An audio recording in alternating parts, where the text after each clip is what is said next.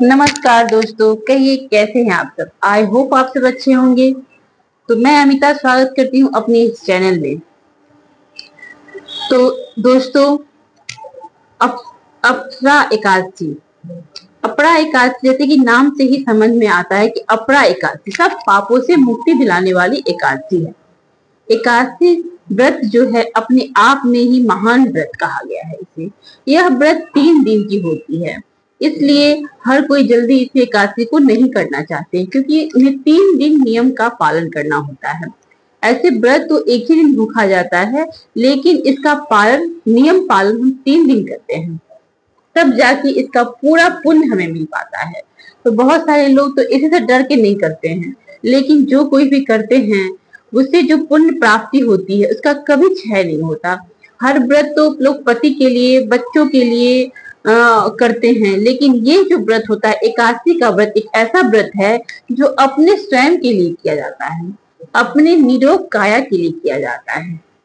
तो इसलिए हम सभी व्रतों में इसे उत्तम माना गया, इसलिए हम सभी को जो भी 8 साल से 10 साल से ऊपर के बच्चे हैं, बच्चियां हैं, जो भी हैं और 80-85 के एज तक एकादशी व्रत करना चाहिए। हम अगर सभी नहीं कर पाते हैं, कितने तो एकादशी व्रत के संकल्प लेते हैं कि उन्हें इतने साल तक करनी है और वो एक भी एकादशी मिस नहीं करते हैं। और जो लोग संकल्प नहीं लेते हैं उसे मेन एकादशी जो साल में लगता है पढ़ने वाला एकादशी है उसे अवश्य करना चाहिए। ऐसे तो साल में ऐसे 5-7 एकादशी हैं जिसे हर लोगों को कर ही लेना चाहिए, तो जो सभी नहीं करते हैं उसके लिए। और एक निर्जला एकादशी एक ऐसा एकादशी है जिसे करने से पूरे एकादशी का पुण्य मिलता है। तो अब जो 23 तारीख आ रहा है, मई का 23 तारीख को निर्जला अपरा एकादशी है। सॉरी, निर्जला नहीं, अपरा एकादशी है। ये कृष्ण पक्ष की एकादशी है और निर्जला एकादशी शुक्ल पक्ष में होती है, तो ये अपरा एकादशी है। तो जो कोई भी इसे करना चाहते हैं या करते हो वो 23 तारीख को व्रत रखें। एक दिन पहले गुरुवार पड़ रहा है 22 तारीख को, उस दिन आप नहाए खाए करें। जैसे कि आज नहाए खाए है और कल यह व्रत है, शुक्रवार को एक अपरा एकादशी का व्रत है। तो एकादशी व्रत 3 दिन की होती है और एकादशी माता जो विष्णु भगवान करुणा से जन्म ली हैं, इस एकादशी माता का हम लोग व्रत करते हैं। एकादशी व्रत एक ऐसा व्रत है जिससे कितने सारे पाप, ब्रह्म हत्या जैसे पाप को भी नष्ट कर देता है एकादशी व्रत। तो इसलिए अगर हमें पुण्य की प्राप्ति चाहिए, अपने लिए कुछ करना है, तो हमें एकादशी व्रत जरूर करना चाहिए। एकादशी के दिन हमें अनाज नहीं खानी चाहिए, हमें फल फूल खाना चाहिए। इस व्रत में आप सुबह सवेरे एक दिन पहले तो आप नहाए खाए करेंगे। इस दिन लहसुन प्याज नहीं खाएंगे, लहसुन प्याज इसमें निषेध होता है। नहाए खाए के दिन आप उस दिन शुद्ध सात्विक भोजन करेंगे, सर से नहा के शैम्पू करके अच्छे से। तो चूंकि आज गुरुवार था तो आज हम शैम्पू नहीं कर सकते हैं, तो आप बुधवार को ही शैम्पू कर लिए। जैसे कि मैं पिछले वीडियो में बता चुकी हूँ कि बुधवार को ही शैम्पू कर लेना था। आज गुरुवार को आप कल भी सात्विक भोजन करना था, बुधवार को जो शैम्पू कर लिए उनके लिए, और आज भी शुद्ध सात्विक भोजन करना। और कल व्रत है, कल व्रत भूखेंगे, तो कल हम व्रत रखेंगे। और इसकी पूजा विधि क्या है, इससे करने से क्या लाभ होता है, ये तो पता ही चल गया।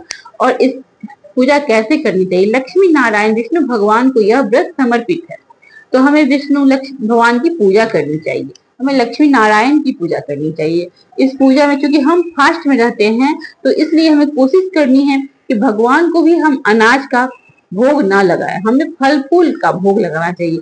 और एक बात, तुलसी पत्र जरूर अर्पित करनी चाहिए, क्योंकि तुलसी के बिना उनका भोग पूर्ण नहीं होता है। इसलिए आप ख्याल रखें कि उनके भोग में तुलसी पत्र जरूर ही जरूर हो। इस तरह आप उनकी पूजा अर्चना करें, विधिवत फूल, बेल फूल, पत्ती, चंदन, अक्षत, सब धूप दीप से उनकी पूजा अर्चना करिए, उनको नैवेद्य भोग लगाएं। और फिर हम सुंदर कांड का पाठ करते हैं, या फिर हम विष्णु सहस्त्र नाम का पाठ करते हैं, विष्णु चालीसा पढ़ते हैं। जिसको जो संभव हो, जैसा आप कर सकते हैं, जरूर से जरूर करें। और फिर हम पूजा करने के उपरांत फल जो नहीं, जो दवा ववा खाते हैं वो फल फूल ले सकते हैं। बहुत सारे लोग 2 बार 3 बार फलाहार करते हैं, लेकिन बहुत सारे लोग उसमें एक ही दिन एकादशी के दिन फलाहार करते हैं। तो की तबीयत खराब रहती है तो आप अपना दवा उवा लेना है तो आप अपना कुछ ले ले, फल फूल और दवा ले ले। इसमें ऐसा नहीं कि दवा नहीं खानी है। अगर मेरा तबीयत नहीं ठीक रहता है, हम बीमार हैं, तो हम दवा ले सकते हैं। तो हम अपने टाइम से अपना दवा ले लेंगे, फिर हम अपना फलाहार करेंगे, फिर अपना अच्छे से फलाहार उलाहार कर लेंगे। और कुछ बहुत सारे लोग बस एक बार ही फलाहार करते हैं एकादशी के दिन पूजा करने के बाद, चाय वगैरह लेते हैं और फल फूल एक बार खा लेते हैं। तो ये रहा। और अगले दिन द्वादशी के दिन सूर्य उदय के बाद ही इसका पारण होता है। तो चाहे द्वादशी आज एकादशी के दिन ही क्यों ना आरंभ हुआ हो, लेकिन हम पारण नहीं करेंगे। हम एकादशी के दिन, अगले दिन द्वादशी के दिन सूर्य उदय के बाद पारण करेंगे। पारण में आप तुलसी दल और गंगा जल लें, तब पारण आपका पूर्ण होगा। क्योंकि आप अगर नहीं जानते हैं किस चीज से पारण लगा है, हर एकादशी का अलग अलग चीज से पारण होता है, तो आपको नहीं पता है तो आप तुलसी और गंगा जल ले लें। क्योंकि तुलसी और विष्णु भगवान का अति प्रिय है, इसलिए आप तुलसी दल मुंह में जरूर डाल लें। फिर आप बिना लहसुन प्याज का शुद्ध सात्विक भोजन, घी में बना हुआ, सेंधा नमक डाला हुआ आप भोजन ग्रहण करें। इस तरह आप लहसुन प्याज उस दिन भी ना खाएं और ब्रह्मचार्य का पालन करें, और इस तरह आपका एकादशी पूर्ण होता है। लेकिन आप अपने भोजन अन्न ग्रहण करने से पहले आप कुछ योग ब्राह्मण को या जरूरतमंद को दान दक्षिणा जरूर दे, क्योंकि दान का विशेष महत्व बताया गया है। दान ऐसा होना चाहिए, दान हमें ऐसा करना चाहिए कि इस हाथ से जब हम दान करते हैं तो इस हाथ को पता ना चलना चाहिए। ऐसा नहीं कि हम दान कर दिए और बस लोगों को कहते रहे कि मैंने ये दान किया, मैंने वो दान किया। ऐसा नहीं करना है, क्योंकि उस दान का कोई पुण्य नहीं मिलता। यदि हम दान करते हैं और फिर उन्हें बखान करते हैं, उसके विषय में लोगों को बताते हैं, तो उस दान का हमें पुण्य प्राप्त नहीं होता। इसलिए गुप्त दान ऐसा दान होना चाहिए कि हम अगर इस हाथ से देते हैं तो कोशिश हो कि इस हाथ को मालूम तक न चले कि हम दान दिए हैं।